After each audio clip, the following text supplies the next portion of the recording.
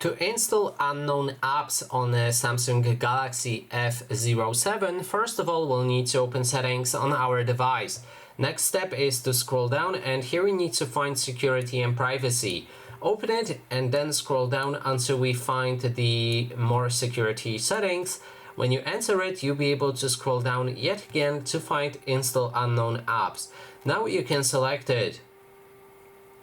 Wait a moment until the option is loaded, and then scroll down, and here select which app will be allowed to install unknown apps. In this case, we can enable Chrome, and that way if we downloaded an app file through the Chrome, you'll be able to open this app file, but only using through the Chrome. So just open your Google Chrome, let's say, and then navigate to the downloaded files.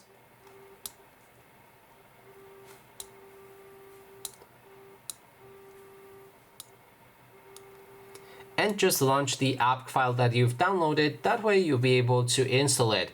And that is basically everything. Thanks so much for watching, and if you like this video, please consider subscribing.